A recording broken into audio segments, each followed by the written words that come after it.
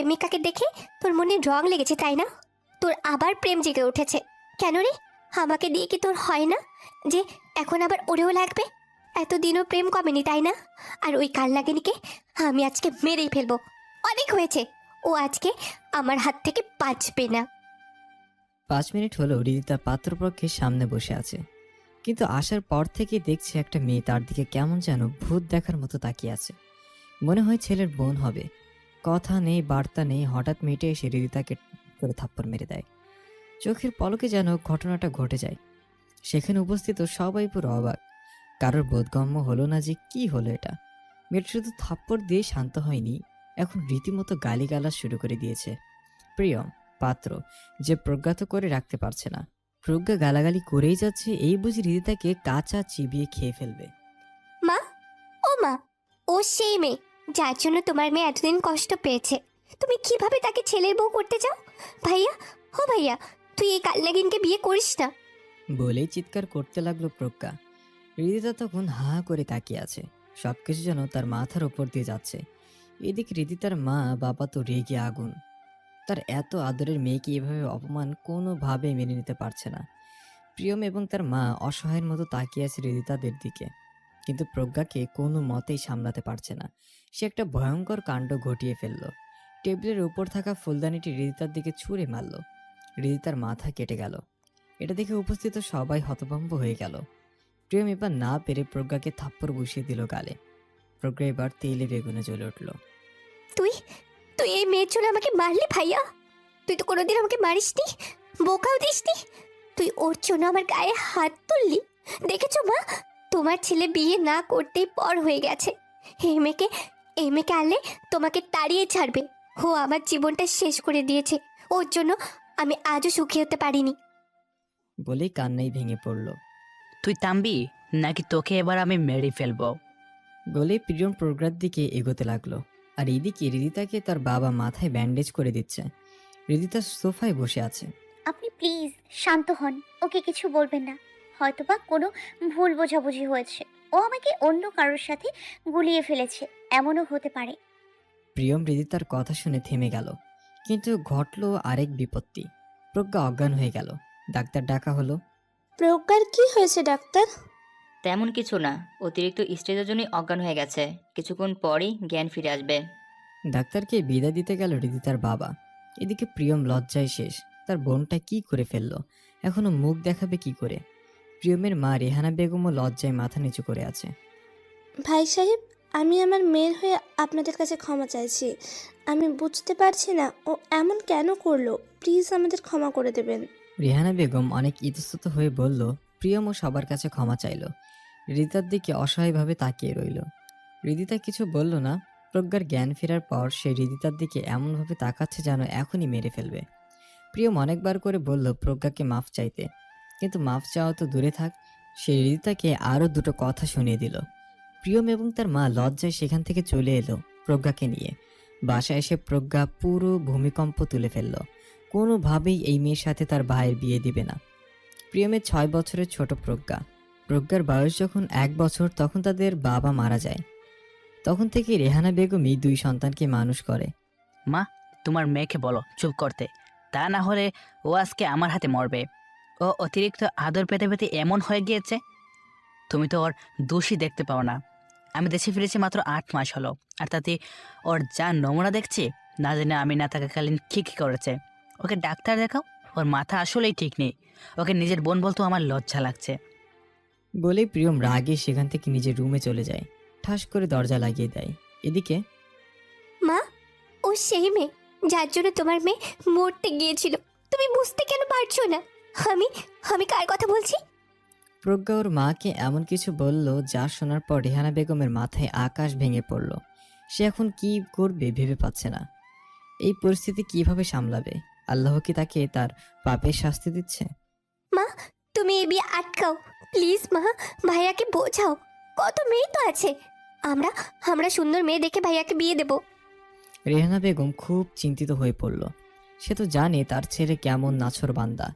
রিদিতাকে বিয়ে না করার কারণ জিজ্ঞাসা করলে সে কি বলবে? না, তার মাথায় কাজ করছে না, কেমন ঝিমঝিম করছে। কিছুক্ষণ পর রেহানা বেগম তার ছেলের রুমে গেল। বাবা, তোর সাথে কিছু কথা ছিল। হ্যাঁ মা, বলো। বাবা, তুই রীতিদাকে বিয়ে করিস না। দেখ, আরও কত ভালো মেয়ে আছে, তুই ওর কথা ভুলে যা। মা, কি বলছো তুমি? তুমি জানো না, ওকে আমি গত 6 মাস ধরে পাগলের মতো খুঁজেছি। প্রথম থেকে আমি ওকে ভালোবাসি ফেলছি। ওতে কষ্ট করে ওর খোঁজ পাওয়ার পর তুমি বলছো ওকে ভুলে যেতে? কেন মা, এমন কেন বলছো? রেহানা বেগম কি বলবে বুঝতে পারছে না। সত্যিটাও তো বলা যাবে না, সত্যিটা জানলে সে তার ছেলেকে হারাবে। মা, প্রজ্ঞা আজ এমন কেন করলো বলো না। বাবা, তুই তো জানিস ওর মাথায় একটু সমস্যা আছে। ও মনে হয় রীতিকে অন্য কারোর সাথে গুলিয়ে ফেলেছে। আমি ওর সাথে কথা বলছি। রেহানা বেগম সেখান থেকে চলে গেলেন। ওইদিকে রিদিতা আকাশের দিকে তাকিয়ে আছে। মেঘলা আকাশ, বৃষ্টি হবে এমন। বৃষ্টি হলেই তার মন খারাপ হয়ে যায়, কেননা এই বৃষ্টির সাথে তার অনেক স্মৃতি জড়িয়ে আছে, যা আজও বলতে পারিনি। স্মৃতিগুলো তাকে কুরে কুরে খাচ্ছে। এত কষ্ট, এত যন্ত্রণার অবসান কবে হবে জানা নেই তার। সেদিন এমন কি বৃষ্টির দিন ছিল। রাস্তায় এমন সময় রিদিতার ফোনটা বেজে উঠল। সে বাস্তবে ফিরে এলো। ফোনের দিকে তাকিয়ে দেখলো আননোন নাম্বার। ফোনটা রিসিভ করে সালাম দিল রিদিতা। ওপাশ থেকে সালামের উত্তর নিয়ে, আমি প্রিয়ম বলছিলাম। এখন কেমন আছেন আপনি? মাথা ব্যথা করছে? ও, আপনি কল দিয়েছেন? না, এখন ভালো আছি। কিন্তু আপনি আমার নাম্বার কোথা থেকে পেলেন? জানাটা কি খুব দরকার? না, দরকার নেই তেমন। আচ্ছা, প্রজ্ঞা কেমন আছে এখন? ওর কথা আর বলিয়েন না। ও যে এমন কেন করলো, আমি আবার আপনার কাছে সরি বলছি। তখনই কি একজন এসে প্রিয়মকে ডাক দিল। ফোনের ওপাশ থেকে আওয়াজটা শুনে রিদিতার মনে থক করে উঠল। হাত পা কেমন যেন কাঁপছে। সে কি ভুল শুনছে নাকি? আসলেই সেই মানুষটার কণ্ঠস্বর শুনতে পেল। আমি কি একবার প্রিয়মকে জিজ্ঞেস করব যে ওইটা কে ছিল? আবার প্রিয়ম যদি কিছু মনে করে? 7-5 ভেবে রিদিতার আর জিজ্ঞাসা করা হলো না। ফোনের ওপাশ থেকে প্রিয়ম কখন হ্যালো হ্যালো করেই যাচ্ছে। কারোর আওয়াজ না শুনতে পেয়ে কলটা কেটে আবার কল দিচ্ছে। রিদিতা চিন্তায় এত মগ্ন ছিল যে খেয়ালই করেনি। ফোনটা আবার বেজে ওঠায় তার হুঁশ ফিরল। ফোন রিসিভ করে, হ্যালো, সরি, আমি বুঝতে পারিনি ফোনটা কখন কেটে গিয়েছে। কেটে যায়নি, আমি কেটে দিয়েছি। আপনি কোনো কথা বলছিলেন না বলে ভাবলাম নেটওয়ার্ক প্রবলেম। যাকগে, সেসব কথা আপনার কাছে একটা আবদার করতে পারে? প্রিয়ম ভয়ে ভয়ে বলল, কিসের আবদার বলেন দেখি, যদি রাখতে পারি। আপনি কি আমার সাথে কাল একবার দেখা করতে পারবেন? আমি আপনাকে সরাসরি বলেছি আপনার বোনের এমন ব্যবহারের পর আমার বাসার থেকে এই বিয়েটা কোনোভাবেই মেনে নেবে না। সেখানে আমি আপনার সাথে কিভাবে দেখা করতে পারি বলেন? রিদিতা খুব শান্তভাবে বলল, প্লিজ রিদিতা, শেষবারের মতো আপনি দেখা করেন। আমি আমার বোনের হয়ে আপনাকে সরি বলছি। আমার আপনাকে কিছু বলার ছিল। শোনার পর আপনি যা সিদ্ধান্ত নেবেন আমি তাতেই রাজি। রিদিতা কি বলবে ভেবে পাচ্ছে না। কিছুক্ষণ চিন্তা করে কি মনে করে যেন রাজি হয়ে গেল। আচ্ছা, কাল আমি আসবো। ধন্যবাদ আপনাকে। আমি আপনাকে টাইম এবং লোকেশন মেসেজ করে দিচ্ছি। বাই বলে রিদিতা ফোনটা কেটে দিল। রিদিতার মনটা কেমন যেন করছে। সে তার ডায়েরিটা নিয়ে বসলো। আজ আবার তার খুব লিখতে ইচ্ছে করছে মনের সেই অবাক্ত কথাগুলো। এদিকে প্রজ্ঞা প্রিয়মের রুমের সামনে দিয়ে যাওয়ার সময় প্রিয়মের কথা শুনে ফেলে। শুনে সে তেলে বেগুনে চলছে, সাথে সাথে চিল্লানো শুরু করে দেয়। পুরো লঙ্কা কাণ্ড বাজিয়ে ফেলে। মা, তোমার ছেলে কাল ওই কালনাগিনীর সাথে দেখা করতে যাবে। ওকে আটকাও, তা না হলে খুব বড় বিপদ হয়ে যাবে বলে দিলাম। আমি কিন্তু নিজেকে শেষ করে দেব। প্রজ্ঞা চিৎকার করে কথাগুলো বলছে। তার চিৎকার শুনে প্রিয়ম রুম থেকে বেরিয়ে আসে। রেহানা বেগম কোনোভাবেই তার মেয়েকে চুপ করাতে পারছে না। প্রিয়ম সত্যিটা জানলে যে কেলেঙ্কারি হয়ে যাবে। দরজায় নক করার আওয়াজ হয় তখন। প্রজ্ঞা দৌড় দিয়ে দরজা খুলে, বাইরে থেকেও তোমার গলার আওয়াজ শোনা যাচ্ছে। তুমি এমন করছো কেন? কি সমস্যা তোমার? তুর্য খুব রাগীভাবে বলে, তোমার তো আমার কোনো কিছুই ভালো লাগে না। আর তুমি না ঘরে ছিলে, বাইরে কখন গেলে? এত কি বাইরে তোমার? কোন মেয়ের সাথে আবার দেখা করতে গিয়েছিলে তুমি? ঘরে বউ থাকতেও তোমার মন বসে না, তাই না? উপস্থিত সবাই হতভম্ব হয়ে গেল। তুর্য নিচের দিকে তাকিয়ে আছে। আর কত অপমান করবে এই মেয়েটা তাকে। রেহানা বেগম লজ্জায় মরে যাচ্ছে। তার নিজেকে বড্ড অপরাধী মনে হচ্ছে। প্রিয়ম যে ঠাস করে থাপ্পড় মেরে দেয়। তুই আর কত জ্বালাবি সবাইকে? বিয়ের পর থেকে একটা দিনও তুই ওকে শান্তিতে দিসনি। তোর এত কি সমস্যা সবার সাথে? তোর জন্য কি কেউ ভালো থাকতে পারবে না? প্রজ্ঞা রেগে নিজের রুমে চলে যায়। ভাই আমার, আমি তোর কাছে ওর হয়ে ক্ষমা চাচ্ছি। ওই এমন হয়ে যাবে বুঝতে পারেনি। প্রিয়ম তুর্যের কাঁধে হাত রেখে কথাটা বলল। এসব কি বলছো তুমি ভাইয়া? এরকম কিছুই না। তুমি তো জানোই ও ছোট থেকেই একটু জেদি টাইপের মেয়ে। কিন্তু তোমার বোনটা আমায় অনেক ভালোবাসে। একটু পর দেখবে নিজের কান্নাকাটি শুরু করবে। আমার সাথে এমন করেছে তাই। আর ছোট থেকেই তো আমরা একসাথে বড় হয়েছি, তাই ওর সব আমার জানা আছে। তুমি চিন্তা করো না। আজকে মেয়ে কেমন দেখলে? সুন্দর একটা ভাবি চাই কিন্তু। বলেই তুর্য ফিক করে হেসে দিল। প্রজ্ঞাকে কি কাণ্ড ঘটিয়েছে প্রিয়ম তা আর বলল না তুর্যকে। তুর্য রুমে গিয়ে দেখে প্রজ্ঞা বসে কাঁদছে। তুর্যকে দেখি প্রজ্ঞা এসে জড়িয়ে ধরল। তুমি আমাকে আবার খুলনা নিয়ে যাবে? আমি এখানে থাকবো না আর। এখানে কেউ আমাকে ভালোবাসে না। আচ্ছা আমার মহারানী, নিয়ে যাব তোমাকে। এখন কান্না থামাও। দেখো তোমার জন্য কি নিয়ে এসেছি। তুর্য একটা প্যাকেটের প্রজ্ঞার হাত দিল। প্যাকেটটা খোলার সাথে সাথে প্রজ্ঞার মুখটা আবার মলিন হয়ে গেল। গোলাপি রঙের খুব সুন্দর একটা শাড়ি, যে কেউ কে পছন্দ করবে। কিন্তু প্রজ্ঞা এই শাড়িটা নিয়ে ঢিল দিয়ে ফেলে দিল। কেচি বের করে শাড়িটাকে টুকরো টুকরো করে কাটলো। তুর্য নীরব দর্শকের মতো তাকিয়ে আছে। তার চোখটা ঝাপসা হয়ে আসলো। পরের দিন বিকেলে চিলসকে প্রিয়ম রিদিতা দেখা করতে এলো। আপনাকে অনেক সুন্দর লাগছে রিদিতা। রিদিতা মুচকি হাসি দিয়ে ধন্যবাদ জানালো। ওরা খাবার অর্ডার দিল। আপনি যেন কি বলবেন বলে ডেকেছেন? আসলে আমি বলতে চাচ্ছিলাম যে কোনোভাবে কি আপনার পরিবারকে ম্যানেজ করা যায় না? আমি আপনাকে 6 মাস ধরে খুঁজে তারপর পেয়েছি। এটা শুনে তো রিদিতা আকাশ থেকে পড়ল। আমি তো আপনাকে আগে ওই দিকের আগে কখনোই দেখিনি। তাহলে আপনি আমাকে কিভাবে চেনেন? প্রিয়ম মুচকি হাসি দিয়ে বলল, এটা একটা লম্বা কাহিনী। 6 মাস আগে আমি আমার ফ্রেন্ড যমুনাতে গিয়েছিলাম শপিংয়ে। ওইখানে আমার ফ্রেন্ডের ছবি তোলার সময় বলে আপনিও ছবিতে এসে পড়েন। আমি বাসায় যেয়ে দেখি ছবিতে আপনাকেও দেখা যাচ্ছে। লাভ এট ফার্স্ট সাইট বলে একটা কথা আছে না, আমার অবস্থা হয়েছে এমন। আপনাকে দেখি এক অদ্ভুত ভালো লাগা কাজ করে। তারপর থেকে আপনাকে পাগলের মতো খুঁজেছি। এর ঠিক 5 মাস পর আপনাকে আবার দেখতে পাই আমার ফ্রেন্ডের ছোট বোন রিয়ানার বিয়েতে। সেখানে জানতে পারি রিয়ানার ফ্রেন্ড। কে যে খুশি হয়েছিলাম ওই দিন। তারপর আপনার সম্বন্ধে খোঁজ খবর নেই। আমার ফ্রেন্ডকে সব খুলে বলি, ও রিয়ানাকে বলে সব ম্যানেজ করে দেয়। তারপর আপনাকে দেখতে যাওয়া, কিন্তু ওই দিন যে কী হয়ে গেল আমি আবার আপনার কাছে ক্ষমা চাচ্ছি। আচ্ছা, আপনার কি আমাকে ভালো লাগেনি? রিদিতা চুপ করে আছে। এত কিছু শুনে সে অবাক। সে কি প্রিয়মকে সত্যিটা বলে দিবে নাকি বুঝতে পারছে না। হঠাৎ তার চোখ রাস্তায় থাকা একজনের ওপর আটকে যায়। তাকে দেখার সাথে সাথে রিদিতা কিছু না বলে ছুট লাগায় রাস্তায়। প্রিয়ম কিছু বুঝতে না পেরে রিদিতার পিছনে দৌড়াচ্ছে। রাস্তায় যে রিদিতা কাউকে পাগলের মতো খুঁজতে থাকে। ও কোথায় গেল? আমি মাত্রই ওকে এখানে দেখেছি। ও কেন আমার সাথে এমন করছে? বলেই কাঁদতে লাগলো। প্রিয়ম রিদিতাকে ধরে শান্ত করার চেষ্টা করছে। তখনই প্রিয়ম ফোনে একটা কল এলো। প্রিয়ম ফোনটা রিসিভ করে ওপাশ থেকে শোনার সাথে সাথে প্রিয়মের হাত থেকে ফোনটা পড়ে যায়। রিদিতা প্লিজ আপনি শান্ত হন, আমাকে এখন হসপিটালে যেতে হবে। মাকে হসপিটালে নেওয়া হয়েছে। প্রিয়ম বলল। প্রিয়মের কথা শুনে রিদিতার হুঁশ ফিরল। কি বলছেন আপনি? আন্টির কি হয়েছে? আমাকেও নিয়ে চলুন আপনার সাথে। প্রিয়ম আর কথা বাড়ালো না। তারা দুজন রওনা হলো হসপিটালের উদ্দেশ্যে। হসপিটালে পৌঁছে রিসিপশনে প্রিয়ম ওর মায়ের খোঁজ করলো। প্রিয়ম ওর মায়ের ক্যাবিনের সামনে যেয়ে দেখলো প্রজ্ঞা বসে কাঁদছে। পাশে সৌরভ তার ফ্রেন্ড বসা। প্রিয়মকে দেখে প্রজ্ঞা দৌড়ে এসে জড়িয়ে ধরে কান্নায় ভেঙে পড়ল। ভাইয়া, মায়ের কি হলো রে? সব তো ঠিকই ছিল, তাহলে মায়ের হার্ট অ্যাটাক কেন হলো? প্রজ্ঞা কাঁদছে আর কথাগুলো বলছে। হঠাৎ প্রজ্ঞা খেয়াল করলো পাশে রিদিতা দাঁড়ানো। রিদিতাকে দেখে এক নিমিষেই তার রাগ আসমানে উঠে গেল। প্রজ্ঞা আবার তেড়ে গেল রিদিতার দিকে, যেন এক্ষুনি ওকে ভস্ম করে দিবে। তখনই ডাক্তার আসলো ওদের কাছে। ডাক্তারকে দেখে প্রজ্ঞা থেমে গেল। ডাক্তার, আমার মা এখন কেমন আছে? কি হয়েছে মায়ের? প্লিজ বলুন আমাকে। প্রিয়ম জিজ্ঞাসা করলো। আপনি শান্ত হন, এত উদ্বিগ্ন হবেন না। আপনার মা এখন সুস্থ আছে, কিন্তু সে খুব মানসিক চাপে ভুগছে। অতিরিক্ত চাপ নিতে না পেরে সে মাইন্ড অ্যাটাক করে। এরপরও তার উপরে এমন চাপ প্রয়োগ করলে খুব বড় ক্ষতি হতে পারে। আপনারা একটু খেয়াল রাখবেন ওনার। এখন তার বয়স হয়েছে, এত চাপ নেয়া তার দ্বারা সম্ভব না। ডাক্তার ওখান থেকে চলে গেলেন।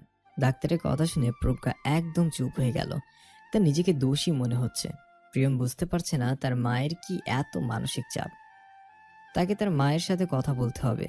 রিদিতা শুধু দাঁড়িয়ে দাঁড়িয়ে সব দেখছে। এই পরিস্থিতিতে তার কি করা উচিত সে ভেবে পাচ্ছে না। প্রজ্ঞা, প্রিয়ম, রদিতা রেহানা বেগমকে দেখার জন্য কেবিনের ভেতর ঢুকলেন। প্রজ্ঞা ঢুকতে রেহানা বেগমকে ধরে কান্নায় ভেঙে পড়ল। প্রিয়ম তার মায়ের পাশে দাঁড়িয়ে আছে। প্রিয়মের পাশে হৃদিতা দাঁড়ানো।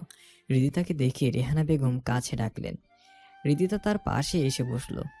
মা, কেমন আছো তুমি? তুমি কি আমার উপর রাগ করে আছো? ওই দিনের জন্য আমি তোমার কাছে ক্ষমা চাচ্ছি। আমার খুব ইচ্ছে তোমাকে আমার ছেলের বউ বানাবো। আমার ছেলেটা বড্ড ভালো, তোমাকে অনেক ভালোবাসে মা। আমি তোমার কাছে আমার ছেলেটার সুখ চাচ্ছি। তুমি কি আমাকে ফিরিয়ে দিবে? রেহানা বেগম খুব অনুরোধ করে কথাগুলো বললেন। মা, এগুলো এখন ছাড়ো তো। তুমি আগে সুস্থ হও, বাকি সব পরে দেখা যাবে। আমি রিদিতাকে বরং বাসায় রেখে আসি। না না, আপনাকে যেতে হবে না, আমি একাই যেতে পারবো। না মা, প্রিয়মই তোমাকে রেখে আসুক। আর হ্যাঁ প্রিয়ম, তুই রিদিতার বাবার সাথে কথা বলবি, লাগলে আমাকে ফোন দিবি। আমি কথা বলবো তোদের বিয়ের ব্যাপারে। আমি চাই আগামী 1 সপ্তাহের মধ্যে তোদের বিয়েটা হয়ে যাক। মুচকি হেসে কথাগুলো বললেন। তুর্য কখন আসবে রে? প্রিয়ম জিজ্ঞাসা করলো প্রজ্ঞাকে। যখন আসার আসবে, ওটা নিয়ে তোমার ভাবতে হবে না। তুমি দয়া করে ওকে নিয়ে আমার চোখের সামনে থেকে যাও, তা না হলে খুব খারাপ হয়ে যাবে। এই কাল নাগিনীকে আমি একদম নিতে পারছি না। রাগে কটমট করে প্রজ্ঞা বলল।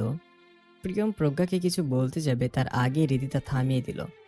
রেহানা বেগমের কাছে থেকে বিদায় নিয়ে তারা হৃদিতার বাসার উদ্দেশ্যে রওনা হলো। আচ্ছা, তুর্যকে? হৃদিতা খুব কৌতূহল বশত জিজ্ঞাসা করলো। তুর্য পগার হাজব্যান্ড, আবার আমাদের কাজিনও। ও 2 বছর হলো ওদের বিয়ে হয়েছে। ওরা নাকি ছোটবেলা থেকে একজন আরেকজনকে ভালোবাসতো। আমি ওদের বিয়েতে ছিলাম না, তখন কানাডায় আমি মাই ওদের বিয়ে দিয়েছে। হৃদিতা আর কিছু বলল না। তার কেমন যেন লাগলো। দরজায় টোকার আওয়াজ শুনে লতিফা বেগম দরজা খুলে দেখে হৃদিতা আর প্রিয়ম দাঁড়িয়ে আছে। প্রিয়মকে দেখে সে আশ্চর্য হয়। প্রিয়মকে ড্রয়িং রুমে বসতে দিয়ে লতিফা বেগম হৃদিতার বাবা আলতাফ হোসেনকে ডাকতে গেলেন। আলতাফ হোসেন যে প্রিয়মকে দেখে বেশ বিরক্ত হয়েছে তার ফেস দেখে বোঝা যাচ্ছে। আমার আপনার সাথে কিছু কথা ছিল। ভয় ভয় বলল প্রিয়ম। হ্যাঁ বলো। আমি আপনাকে সরাসরি বলছি আঙ্কেল, আমি কথা ঘুরিয়ে পেঁচিয়ে বলতে পারি না। আমি আপনার মেয়েকে বিয়ে করতে চাই।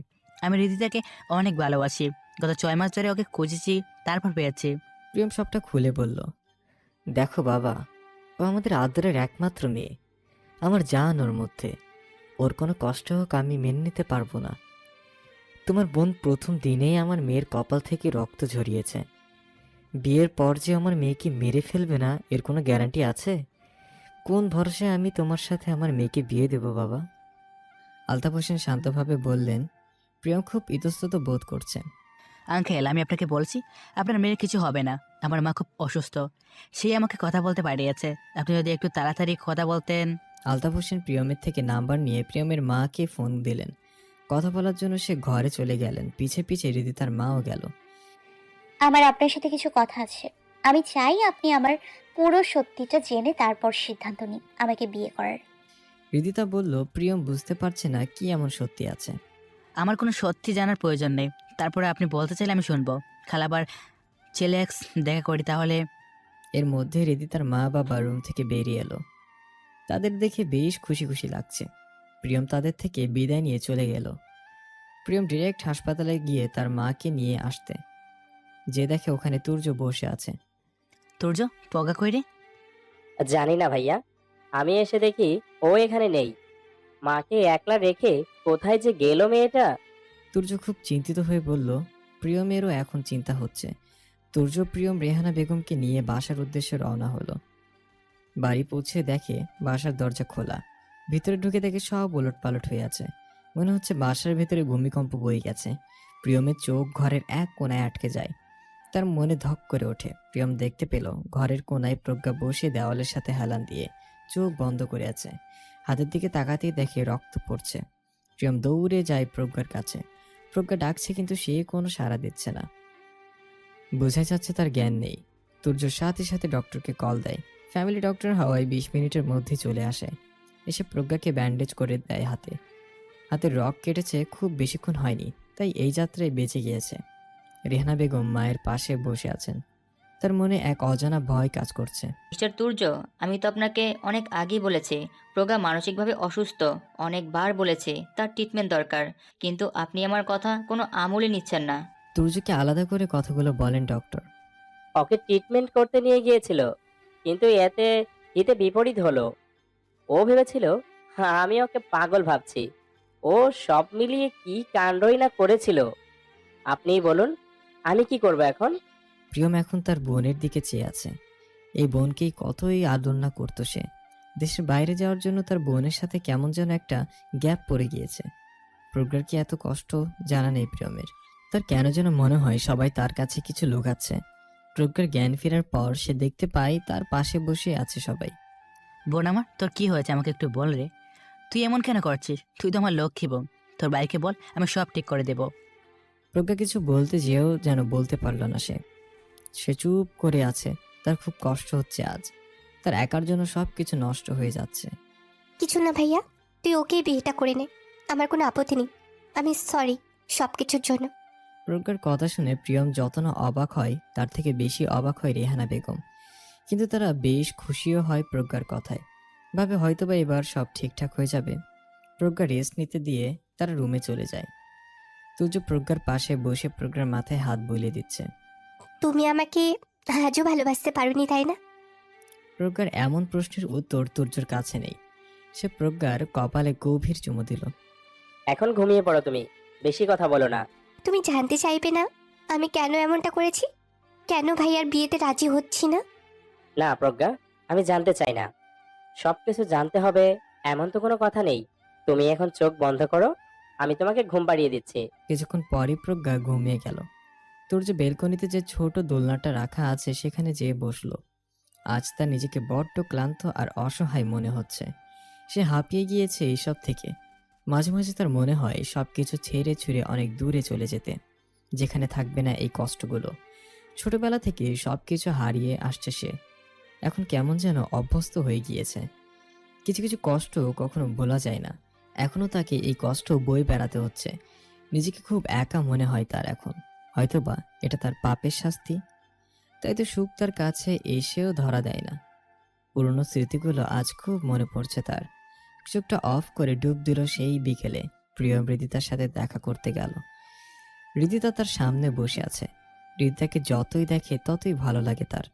একবার কেউ এই মেয়ের প্রেমে পড়লে সেখান থেকে বেরোনো অসম্ভব। তো মিস, আপনি যেন কি বলবেন আমাকে? আমি আপনাকে সরাসরি বলছি সব। আমি কোনো কিছু লুকোতে চাই না। আজ থেকে 6 বছর আগে, তখন আমি সবেমাত্র কলেজে উঠি, নতুন ফোন কিনে দেয় বাসা থেকে। সেই খুশিতে ফেসবুক আইডিও খুলে ফেলি। আমার গল্পের বই পড়ার অভ্যেস খুব বেশি ছিল। ফেসবুকেও অনেক গল্প খুঁজে পাই, তো ওইগুলো পড়তে খুব ভালো লাগতো। মাঝে মাঝে কমেন্টও করতাম। এমনই করতে করতে একদিন আমার কমেন্ট তৌকির আহমেদ নামের এক আইডি থেকে রিপ্লাই আসে, তাও আবার নেগেটিভ রিপ্লাই। দেখে মেজাজ খারাপ হয়ে যায়। আমি সাথে সাথে তাকে ইনবক্স করি। এক প্রকার ঝগড়া লেগে যায় আমার সাথে। এতটুকু বলেই থেমে গেল হৃদিতা। পানি খেয়ে আবার বলতে শুরু করলো। এইভাবে আমাদের কথা বলা শুরু হয়। তাকে প্রথম দেখা বেশ ভালো লেগেছিল। আমার ক্রাশ খাওয়ার মতো ছেলে ছিল তৌকির। ঝগড়া থেকে ধীরে ধীরে আমাদের ফ্রেন্ডশিপ হয়। আমরা বেস্ট ফ্রেন্ড হয়ে যাই। ও ছাড়া কোনো ছেলের সাথে আমার কথা হতো না। দিন রাত 24 ঘন্টা তার সাথেই কথা বলতাম। তার মা বাবা ছিল না, সে তার খালার কাছে থাকতো। এক অদ্ভুত মায়া কাজ করতো তার জন্য। একদিন তার সাথে দেখাও করি। এভাবেই আমাদের যোগাযোগ বাড়তে থাকে। আমাদের ফ্রেন্ডশিপের 11 মাস পর সে আমাকে প্রপোজ করে। ও যেন তেন প্রপোজ না, বার্গার হাতে নিয়ে হাঁটু গেড়ে প্রপোজ। তুমি কি সারা জীবন আমার সাথে বার্গার খাবে? তুমি কি আমার হবে? আমি আর না করতে পারিনি, সাথে সাথে হ্যাঁ বলে ওকে জড়িয়ে ধরি। প্রিয়ম লক্ষ্য করলো হৃদিতা যখন তৌকিরকে নিয়ে কথাগুলো বলেছে তার চোখ মুখে অদ্ভুত এক ভালোবাসা কাজ করছে, অন্যরকম আনন্দ। প্রিয়মের যেন হিংসে হতে লাগলো। তারপর থেকে শুরু হয় আমাদের রিলেশনশিপ। খুব সুন্দর ছিল সবকিছু। তৌকির ইন্ট্রোভার্ট টাইপের ছিল। ওর থেকে কথা বের করা অনেক কষ্টের ছিল। মাঝে মাঝে মনে হতো ও কিছু নিয়ে খুবই চাপে আছে, কিন্তু জিজ্ঞেস করলে কিছু বলতো না। ও আমার জন্য পুরো পাগল ছিল। আমাদের ঝগড়া হতো না কোনোদিন। ওর প্রেমে আমি পাগল ছিলাম। 2 বছর খুব সুন্দরভাবে কাটলো, কিন্তু হঠাৎ আমার মনে হলো তৌকিরের মধ্যে একটা চেঞ্জ এসছে। ও কোনো কিছু নিয়ে খুব ঝামেলায় ছিল।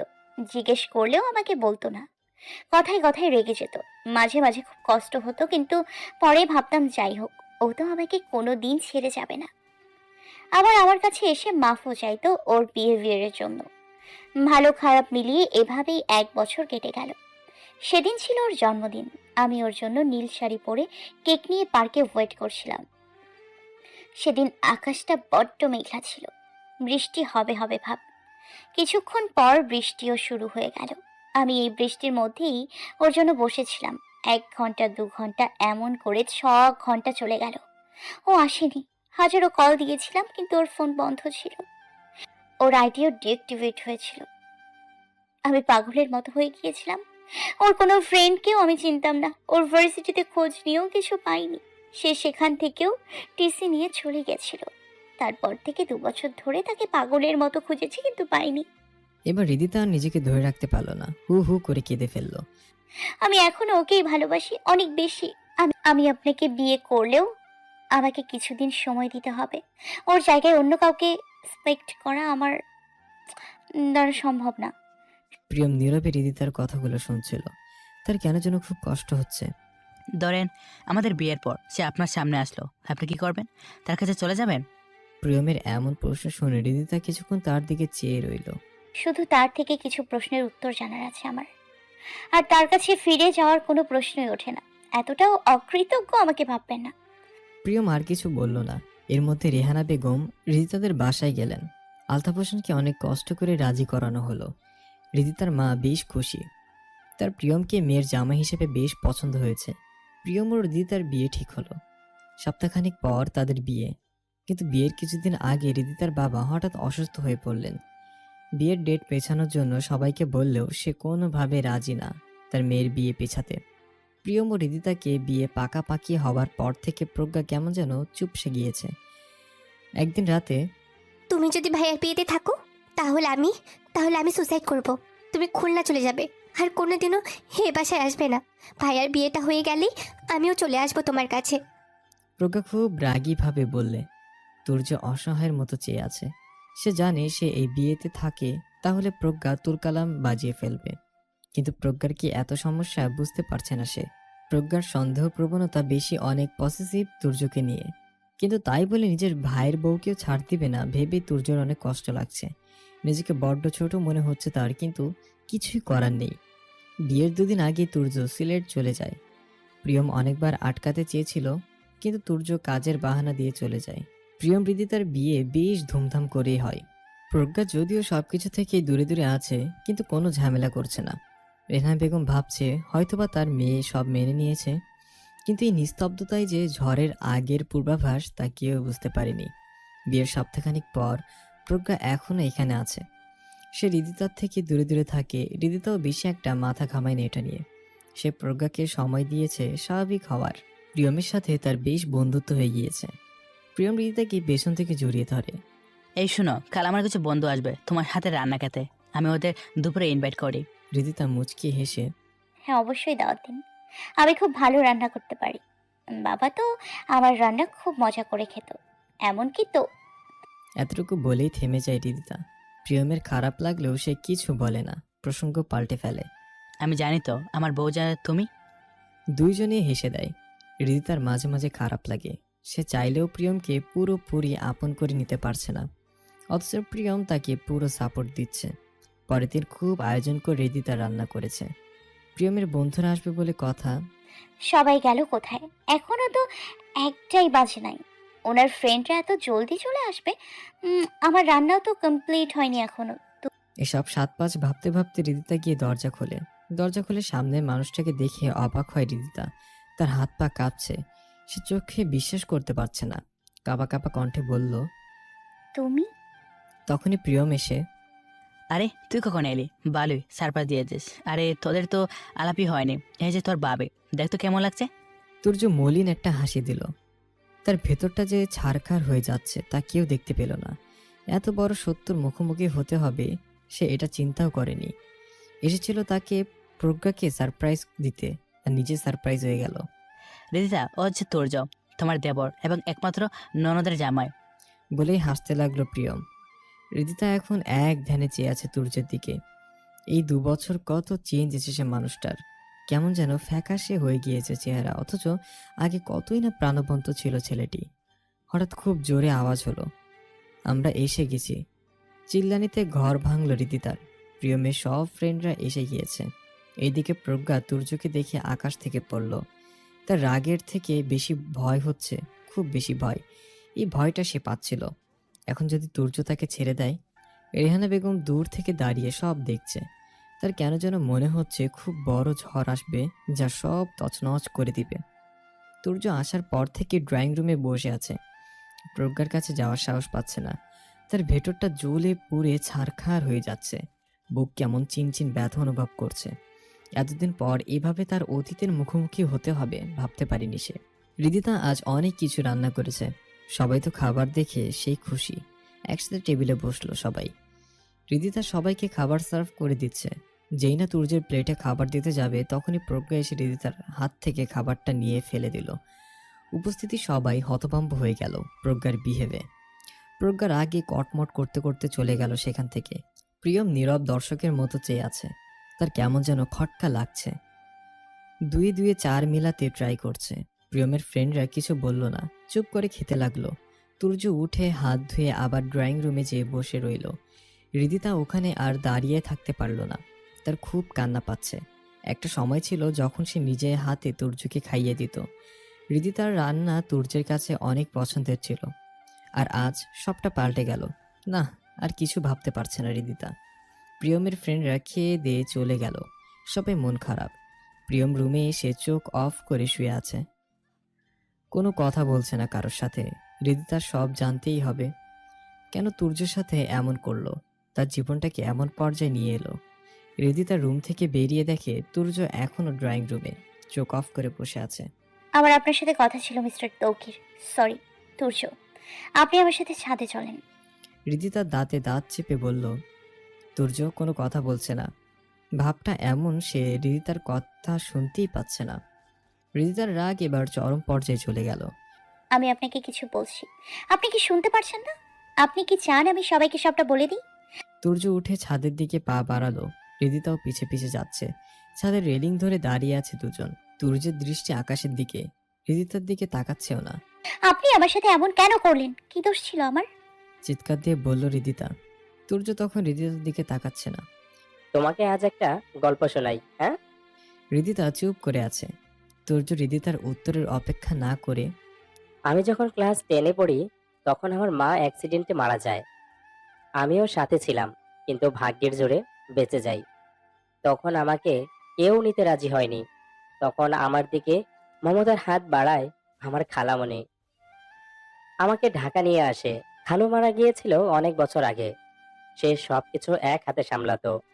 এত সমস্যার মধ্যেও সে আমাকে নিয়ে আসে। তখন প্রিয়ম ভাইয়া কলেজে পড়তো, আর প্রজ্ঞা ষষ্ঠ শ্রেণীতে পড়ে। ভাইয়া অনেক বেশি পড়াশোনা নিয়ে বিজি থাকতো, আর খালামণি জব করতো। বিধায় প্রজ্ঞাকে কেউ সময় দিতে পারতো না। আমি আসার পর ও যেন খেলার সাথী খুঁজে পায়। ওর তো ওর বাবার স্মৃতিও কিছুই মনে নেই। এভাবেই দিনের পর দিন যেতে থাকে। প্রজ্ঞা আমাকে ছাড়া কিছুই বুঝতো না। আমি ওকে ছোট বোনের মতোই ভালোবাসতাম। সূর্য হয়ে স্কলারশিপ পেল কানাডা যাওয়ার। এইচএসসিতে খুব ভালো রেজাল্ট করায় সুযোগটা পেল। এই সুযোগ কি আর হাতছাড়া করা যায়? ভাইয়া যখন চলে গেল, প্রজ্ঞা সে কি কান্না! ভাইয়া যাওয়ার পর থেকে প্রজ্ঞা আমার সাথে আঠার মতো লেগে থাকতো। খুব ভালোই যাচ্ছিল দিনগুলো। আমি, খালামণি, প্রজ্ঞা খুব ভালোই ছিলাম। আমার কলেজ শেষ করে আমি যখন ভার্সিটিতে উঠি, তখন প্রজ্ঞার থেকে একটু দূরত্ব বজায় রেখে চলতে চেষ্টা করি। কারণ আমি এতদিনে বুঝতে পেরে গিয়েছিলাম ও যে আমাকে পছন্দ করে। ভেবেছিলাম ছোট্ট, এগুলো শুধু আবেগ। কিন্তু আমি ওকে বোন ছাড়া আর কিছুই ভাবতাম না। এতটুকু বলে থেমে যায় তুর্য। হৃদিতার দিকে এক পলক তাকিয়ে দেখে হৃদিতা তার দিকে চেয়ে আছে। সে আবার বলতে শুরু করে। এভাবেই 2 বছর কেটে যায়। একদিন ফ্রেন্ডের সাথে ওর বোনের কলেজে যাই। ওই দিন ওইখানে নবীনবরণ অনুষ্ঠান চলছিল। সেদিন একটা মেয়ের দিকে আমার চোখ আটকে যায়। এত সুন্দর করে কেউ নাচতে পারে আমার তো জানাই ছিল না। হৃদিতা এবার একটু অবাক হয়। অবাক হওয়ার কিছুই নেই। আমি তোমাকে আগে থেকেই চিনতাম। তোমার নাচ দেখেই আমি তোমার প্রেমে পড়ে যাই। ফ্রেন্ডের মাধ্যমে তোমার খোঁজ লাগাই, তোমাকে ফলো করা শুরু করি। কই, তুমি তো আমাকে এগুলো বলনি। হৃদিতা অবাক হয়ে বলল। চেয়েছিলাম বলতে কোনো এক বিশেষ দিনে, কিন্তু আফসোস ওই দিনটা আর আসবে না, তাই আজকে বলছি। এরপর সাহস করে আমি তোমাকে প্রপোজ করেই ফেলি। তোমাকে আমি পাগলের মতো ভালোবাসতাম, কিন্তু সবার কপালে কি সুখ সয় নাকি? আমাদের ভালোবাসায় নজর পড়ে গিয়েছিল কারো। প্রজ্ঞা ধীরে ধীরে বুঝতে পারছিল যে আমি ওকে অ্যাভয়েড করা শুরু করেছি। ও পাগলের মতো আচরণ করতে থাকে, কখনো হাত কাটা, আবার কখনো রাতে আমার রুমে চলে আসা। খালামণি ওকে আটকাতে পারছিল না। আমি তোমাকে কিছু জানাতে চাইনি, কারণ তুমি কষ্ট পেতে। দেখা যেত তুমি সারাদিন টেনশন করতে। আমি তোমাকে কোনো প্যারা দিতে চাইনি। আমাদের রিলেশনশিপের যখন 2 বছর শেষ হলো, তখন একদিন ও আমার ফোনে তোমার আর আমার ছবি দেখে ফেললো। তারপর থেকে শুরু হলো ওর পাগলামি। নিজের চুল নিজে ছিঁড়তো, অকথ্য ভাষায় গালাগালি করতো, খাবার খেত না, পড়ালেখা করতো না, খালামণির কোনো কথাই শুনতো না। ও দিনে দিনে সাইকো হয়ে যাচ্ছিল। খালামণি আমাকে নিষেধ করে দিয়েছিল আমি যাতে প্রিয়ম ভাইয়াকে কিছু না বলি। খালামণি প্রজ্ঞাকে কেমন যেন প্রশ্রয় দিত। ওর কোনো দোষই চোখে পড়ে না। আমার উপর কেমন যেন মানসিক প্রেশার আসা শুরু হলো। খালামণি আমাকে বলল আমি যাতে তোমাকে ছেড়ে দেই, কিন্তু আমি পারিনি। নিজের ভালোবাসাকে কিভাবে ছেড়ে দিব আমি? ছোটবেলায় থেকে সব হারিয়ে আমি শেষ হয়ে গিয়েছিলাম। তোমাকে আঁকড়ে ধরে বাঁচতে চেয়েছিলাম, কিন্তু আল্লাহ অন্য কিছুই লিখে রেখেছিল আমার কপালে। আমার জন্মদিনের দিন প্রজ্ঞা খুব সুন্দর গোলাপি শাড়ি পরেছিল, কেক নিয়ে আমার জন্য বসেছিল, কিন্তু আমি তোমার সাথে দেখা করব এটা ও কোনোভাবেই মেনে নিতে পারেনি। আমাকে বের হতে দিতে চাচ্ছিল না। ওই দিন রাগের মাথায় আমি ওকে থাপ্পড় দিয়ে বসি, তারপর বাসা থেকে বেরিয়ে যাই। কিছু দূর যাওয়ার পরই খালামণির ফোন আসে। প্রজ্ঞা দরজা আটকে রেখেছে, খুলছেই না। আমি আবার বাসার দিকে ব্যাক করি, যে দেখি প্রজ্ঞা ও শাড়ি দিয়েই গলায় ফাঁস দিয়েছে। খালামণি তো কান্নাকাটি শুরু করে দেয়, আমাকে দোষারোপ করতে থাকে। ওকে হসপিটালে নিয়ে যাই, অনেক কষ্টে ওকে বাঁচানো হয়। ডাক্তার বলেছিল ওকে মানসিক চাপ দিলে ও আবার এমন ভয়ানক কিছু করে ফেলবে। ওই দিন খালামণি আমাকে ডেকে যা বলল, তা শোনার পর মনে হলো এর থেকে মৃত্যুই ভালো। আমি দুধ কলা দিয়ে এতদিন তোর মতন একটা কালসাপ পুষেছিলাম। তোর জন্য আজ আমার মেয়েটার এই অবস্থা। নিজের বাবা মাকেও খেয়েছিস, এখন আমার মেয়েটার পিছে পড়েছিস, তাই না? কেন রে? আমার মেয়েটা কোন দিক দিয়ে কম যে তুই ওকে এত কষ্ট দিচ্ছিস? এই দিন দেখার জন্য তোকে আমি নিয়ে এসেছিলাম। এর থেকে ভালো তুই ওই দিনে মরে যেতি। তোকে এত আদর দিয়ে বড় করেছি, আমাকে এই দিন দেখাতে? তুই সব কিছুর প্রতিদান আমাকে দিবি প্রজ্ঞাকে বিয়ে করে। যদি তুই প্রজ্ঞাকে বিয়ে না করিস, তাহলে আমি আর আমার মেয়ে এখানে সুইসাইড করব। তারপর তুই সুখে থাকিস তোর হৃদিতাকে নিয়ে। অভিশাপ দিলাম আমি তোকে, তুই কোনোদিন সুখী হতে পারবি না।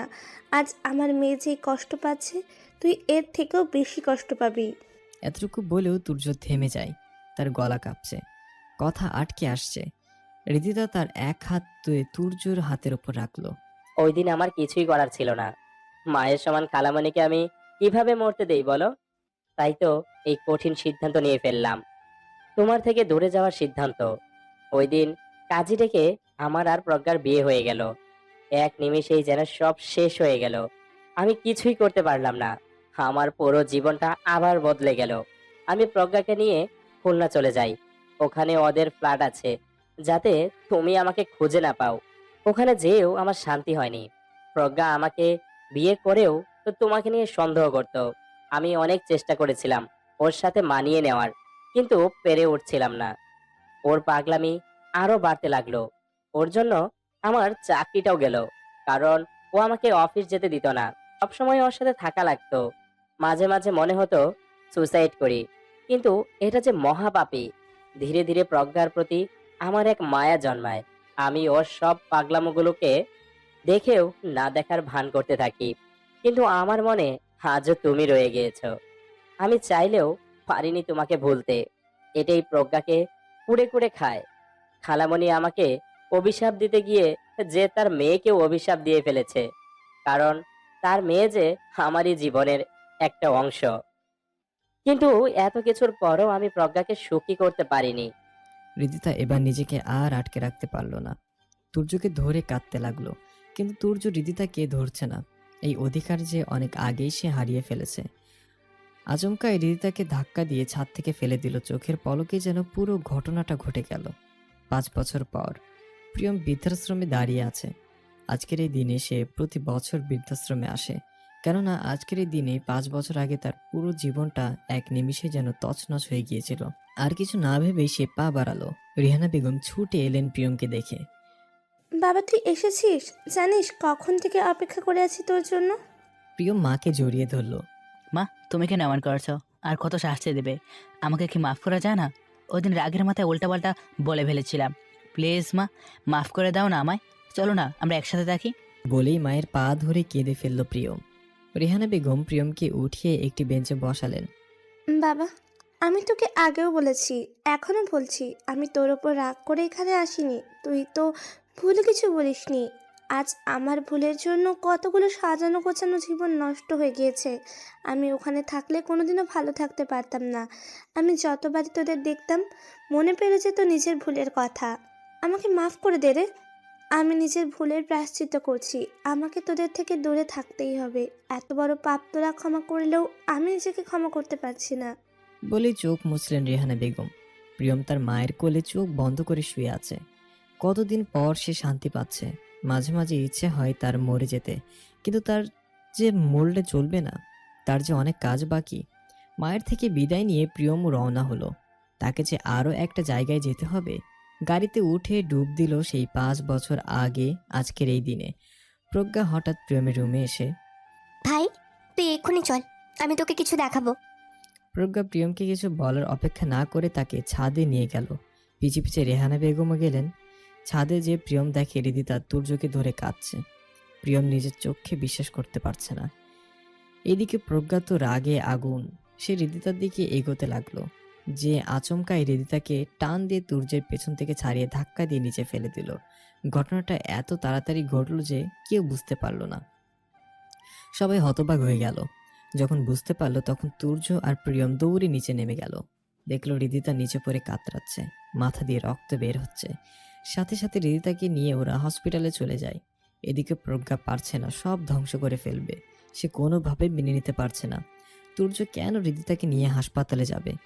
প্রজ্ঞা জোর করে মাকে নিয়ে হাসপাতালের উদ্দেশ্যে রওনা হলো। আর এদিকে প্রিয়ম কি করবে ভেবে পারছিল না। রিদিতার মাকে কল করবে, সবটা জানায়। আলতাফ হোসেন তার মেয়ের এই অবস্থা শোনার পর হার্ট অ্যাটাক করে। এমনিতেই অসুস্থ থাকায় এই ধাক্কা আর নিতে পারেনি সে। রিদিতার মা তাড়াতাড়ি অ্যাম্বুলেন্সকে কল দিয়ে ওই একই হসপিটালে নিয়ে আসে আলতাফ হোসেনকে। এইদিকে মেয়ের শোক, আবার তার স্বামীর এই অবস্থা, সব মিলিয়ে তার পাগল পাগল অবস্থা। সে হসপিটালে এসে প্রিয়মকে দেখতে পেয়ে কান্নায় ভেঙে পড়ে। একটু পরই প্রজ্ঞা এসে হাজির হয় হসপিটালে। এসে তুলকালাম বাজিয়ে ফেলে পুরো। তুর্যকে ঠাস করে থাপ্পড় লাগিয়ে দেয়। তার উপর আবার অকথ্য ভাষায় গালিগালাজ তো আছেই। পুরনো প্রেমিকাকে দেখে তোর মনে রং লেগেছে তাই না? তোর আবার প্রেম জেগে উঠেছে কেন রে? আমাকে দিয়ে কি তোর হয় না যে এখন আবার ওরেও লাগবে? এতদিনও প্রেম কমেনি তাই না? আর ওই কাল লাগেনিকে আমি আজকে মেরেই ফেলবো। অনেক হয়েছে, ও আজকে আমার হাত থেকে বাঁচবে না। বলে রিদিতার কেবিনের দিকে পা বাড়াইতে থাকে। তখনই তুর্য যে প্রজ্ঞাকে আটকায় আর সাথে তো থাপ্পড় মেরে দেয়। অনেক টলারেট করেছি তোমাকে, আর না। কি কমতি রেখেছিলাম আমি যে তুমি এত বড় সর্বনাশ করলে? আজ বুঝতে পারছি কত বড় ভুল করেছিলাম ওই দিন তোমাকে বাঁচিয়ে। ওই দিন মরে যেতে, তাহলে আজ আমরা সবাই সুখে থাকতাম। বলে রাগে দেওয়ালে ঘুষি দেয় তুর্য। প্রজ্ঞা হতভম্ব হয়ে গেল তুর্যের এমন বিহিব দেখে। কোনোদিন তুর্য তার সাথে উঁচু গলায় কথা অবধি বলেননি আজ। কিন্তু প্রিয়ম তখনও নীরব হয়ে সব দেখছে। তার কোনো অনুভূতি কাজ করছে না। সে তার মায়ের দিকে তাকিয়ে আছে। মা, আমাকে সবটা খুলে বলো। খুব কঠিন গলায় বলল প্রিয়ম। রেহানা বেগম সবটা খুলে বললেন প্রিয়মকে। বিশ্বাস কর বাবা, আমার কিছু করার ছিল না। প্রজ্ঞা কোনোদিন ওর বাবার আদর পায়নি। আমি চাইনি ও কোনোদিন ওর বাবাকে মিস করুক। ও যে তুর্যকে বড্ড ভালোবাসে রে। ওকে না পেলে যে তোর বোনটা মরে যেত। বলেই কাঁদতে লাগলো রেহানা বেগম। মরে গেলে যেত, একদম নেকা কান্না কাঁদবে না আমার সামনে। আমি কি মরে গিয়েছিলাম? আমাকে একবার জানানো যেত না? তুমি কেমন মা? হ্যাঁ, তোমার মেয়ের জন্য তুমি আরেক মায়ের মেয়েকে এত কষ্ট দিলে।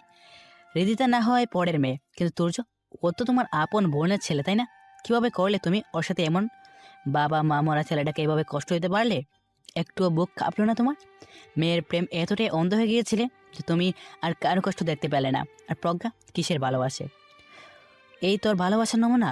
এ একটা সাইকোমা। তোমার উচিত ছিল ওকে ডাক্তার দেখানো, তা না করে তুমি আমি তোমার জন্য এতই পর হয়ে গিয়েছিলাম, এত কিছু ঘটে গেছে আর আমি কিছুই জানি না। আফসোস হচ্ছে আজ আমার বড্ড। রেহানা বেগম তার ছেলের এই রূপের সাথে পরিচিত না। যেই ছেলে নাকি মা ছাড়া কিছুই বুঝতো না, আর সে তখনই পুলিশ চলে আসে। আমাদের কাছে একটা কল এসেছিল। আমি আপনাদের কল দিয়েছিলাম। আমার মেয়ে প্রজ্ঞা, ওকে অ্যারেস্ট করুন। ও আমার ছেলের বউকে 3 তলা থেকে ধাক্কা দিয়ে ফেলে দিয়েছে, এমনকি এখনও ওকে মারতে যাচ্ছে। উপস্থিত সবাই যেন আরো বড় একটা ধাক্কা খায়। প্রজ্ঞা তার মায়ের দিকে অসহায়ভাবে চেয়ে আছে, একটা কথাও বলছে না। মা, তুমি এটা কি করলে? পুলিশ কেন ডাকলে? বাবা, আমার ওই দিনই ওকে গলা টিপে মেরে ফেলা উচিত ছিল, কিন্তু আমি তা পারিনি। আজ ওকে ছেড়ে দিলে দেখা যাবে ও একদিন সবাইকে মেরে ফেলবে। প্রজ্ঞা হাসি দিয়ে বলল। মা, আজ আমি তোমার কথা শুনবো। সে প্রজ্ঞার কথার মানে বুঝতে পারল না। পুলিশ অফিসার, আমি আপনাদের সাথে যাব। তার আগে আমাকে 2 মিনিট সময় দিন। বলে প্রজ্ঞা তুর্যের কাছে গেল।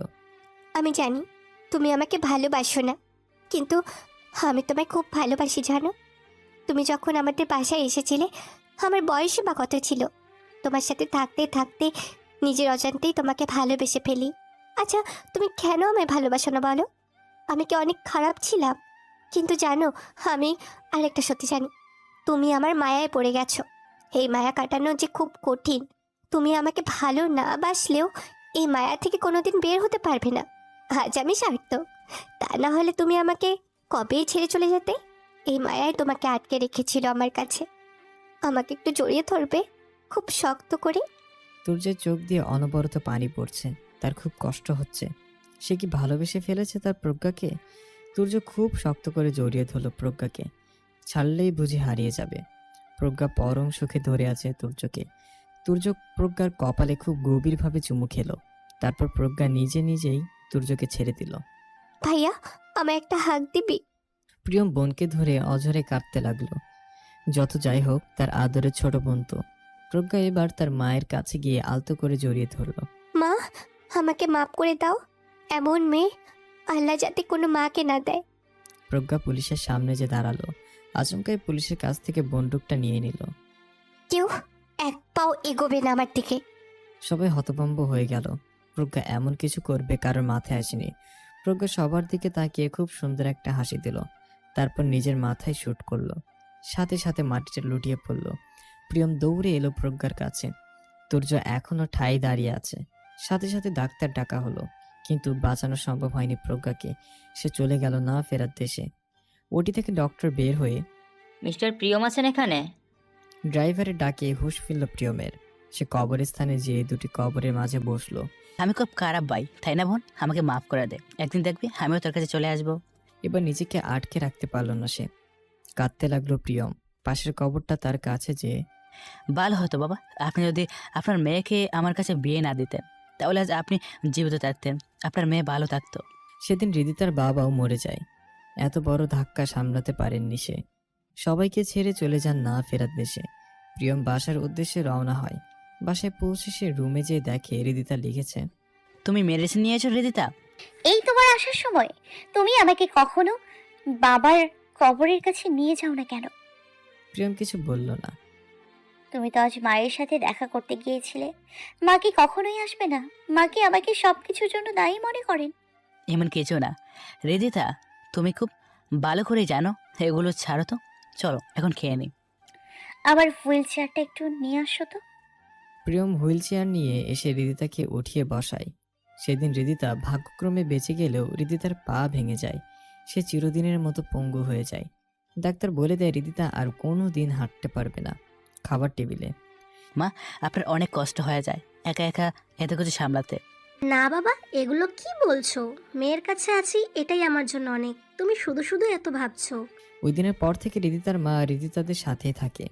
প্রথমে রাজি না হলেও পরে আর রাজি না হয়ে থাকতে পারে না। রাতে হৃদিতা প্রিয়মের বুকে শুয়ে আছে। কাল আমার বই বের হবে। বাবাকে খুব মিস করছি জানো। বাবাই আমার সব ছিল, আমার সব কিছুর অনুপ্রেরণা। আমার নাচের জন্য বাবাই আমাকে উৎসাহ দিত। আজ বাবাও নেই, আমার নাচুনি। এক নিমিষেই সবটা কেমন হয়ে গেল, তাই না? হৃদিতা অঝরে কাঁদতে লাগলো। প্রিয়মকে কি বলে সান্ত্বনা দিবে জানা নেই তার, কারণ আজ তার পরিবারের জন্য হৃদিতার পুরো জীবনটা নষ্ট হয়ে গিয়েছে। নিজেকে বড্ড অপরাধী লাগে তার। বিয়ের 5 বছর পর হৃদিতার সাথে স্বাভাবিক হতে পারেনি সে। হৃদিতার মুখে কিছু না বললেও সে তো জানে হৃদিতার কষ্ট হয়। তুমি একটু থাকো, আমি আসছি। বলেই রুম থেকে বেরিয়ে যায় প্রিয়ম। প্রিয়ম খুব ভালো করে জানে হৃদিতার এখন কি করা দরকার। ছাদের দিকে পা বাড়ায় প্রিয়ম। প্রিয়ম যাওয়ার পরপরই হৃদিতা খাটের ড্রয়ার থেকে তুর্যের সেই চিঠিটা বের করে। এই নিয়ে হাজারবার পড়েছে সে এই চিঠিটা। যখনই মন খারাপ হয় তখনই পড়ে। আজ আবারও পড়তে ইচ্ছে করছে তার। প্রিয় হৃদিতা, আমি জানি আমি ক্ষমা পাওয়ার যোগ্য না, তাও যদি পারো আমাকে ক্ষমা করে দিও। আমি এসেছিলাম প্রজ্ঞাকে সারপ্রাইজ দিতে। কানাডা যাওয়ার সব কনফার্ম করে ফেলেছিলাম। ও এখানে থাকতে চায়নি। ভেবেছিলাম ওকে নিয়ে দূরে চলে যাব, কিন্তু ভাগ্যের কি পরিহাস, এখানে আসাটাই কাল হয়ে দাঁড়ালো। তুমি প্রিয়ম ভাইয়ার সাথে খুব সুখী হও, দোয়া করি। ভাইয়া অনেক ভালো একজন মানুষ, প্লিজ ওকে কষ্ট দিও না। আমি কাল চলে যাব কানাডা, আর কোনো দিনও আসবো না এই দেশে। এখানে থাকা আমার পক্ষে সম্ভব না। প্রজ্ঞার মৃত্যু আমাকে পাগল করে দিবে এখানে থাকলে। পরিশেষে আজও আমার মনের গভীরের কোনো এক কোণায় তোমার অস্তিত্ব আছে। ইতি তৌকির। প্রজ্ঞার মৃত্যুর কিছুদিন পরই তুর্য কানাডা চলে যায়। হৃদিতা চিঠিটা বুকে নিয়ে নীরবে কাঁদছে। আজও তার মনের কোথাও না কোথাও তুর্য রয়েছে। প্রিয়মকে সে যতবারই আপন মনে করতে চেয়েছে, তখনই তার মনে হচ্ছে প্রজ্ঞার কথা। ওই একটা মেয়ের জন্য সে তার তুর্য বাবাকে হারিয়েছে। তার জীবনটা এমন হয়ে গিয়েছে। প্রজ্ঞা যে প্রিয়মেরই বোন। প্রিয়মকে দেখে তার সবটা মনে পড়ে যায়। প্রিয়ম ছাদে দাঁড়িয়ে আছে, আকাশের দিকে তাকিয়ে আছে। তার মন যখন খুব খারাপ থাকে তখন সে ছাদে চলে আসে। আল্লাহ, তুমি আমাকে এত কষ্ট কেন দিলে? আমি কি পাপ করেছিলাম? আমি সর্বহারা হয়ে গেলাম। আমার কাছে আর কিছুই নেই। আমার জীবনটা তো এমন হওয়ার কথা ছিল না। এমনটা তো আমি চাইনি। শুধু একটু ভালো থাকতে চেয়েছিলাম। নিজের ভালোবাসার মানুষটাকেও পেলাম না। যে আমার সাথে থাকলে কি হবে? তার মনে যে আজও অন্য কেউ আমাকে মেনে নিবেই বা কীভাবে? আমার জন্যই তো তার আজ এই অবস্থা। প্রজ্ঞা বোন, তুই তো মরে গেলেও বেঁচে গেলি রে। আমাকেও তোর কাছে নিয়ে যা। আমি গিয়েছি এইসব কিছু থেকে। নিজেকে বড্ড ক্লান্ত রাখছে আমার। আকাশে মেঘ জমেছে, একটু পর বৃষ্টি শুরু হলো। আজ আকাশটাও যেন প্রিয়মের সাথে তাল মিলিয়ে কাঁদছে। এদিকে হৃদিতা চিৎকার করে কাঁদছে। বৃষ্টি তার একদম পছন্দ নয়, কারণ এই বৃষ্টির দিনে সে এক এক করে সব হারিয়েছে। সপ্তাহখানিক পর স্যার, আপনার জন্য একটা পার্সেল এসেছে বাংলাদেশ থেকে, হৃদিতা নামের কারোর পক্ষ থেকে। হৃদিতার নাম শুনতেই তুর্য পার্সেলটা হাতে নেয়। পার্সেলটা খুলে দেখে একটা বই। বইয়ের নামটা বেশ অদ্ভুত, আগুনের রেলগাড়ি। স্যার, এটা আবার কেমন নাম? খুব অবাক হয় রফিক। তুর্য তাচ্ছিল্যের হাসি দিয়ে এটাই তো আমাদের জীবনের নাম। তুর্য বইটার দিকে চেয়ে আছে। কেন যেন তার বইটা খুলতে ইচ্ছে করছে না। রেলগাড়িতে যেমন আগুন ধরলে সবগুলি বগি পুড়ে ছারখার হয়ে যায়, তেমনি তাদের জীবনটাও ছারখার হয়ে গিয়েছে। একজনের জন্য সবটা জ্বলে পুড়ে শেষ। দুটো ফ্যামিলি আজ এক ভয়াবহ আগুনে জ্বলছে, ঠিক ওই আগুনের রেলগাড়ির মতো। সবশেষে ভিডিওটি যদি ভালো লাগে তাহলে আপনাদের বন্ধুদের সাথে শেয়ার করতে একটুও ভুলবেন না। ধন্যবাদ।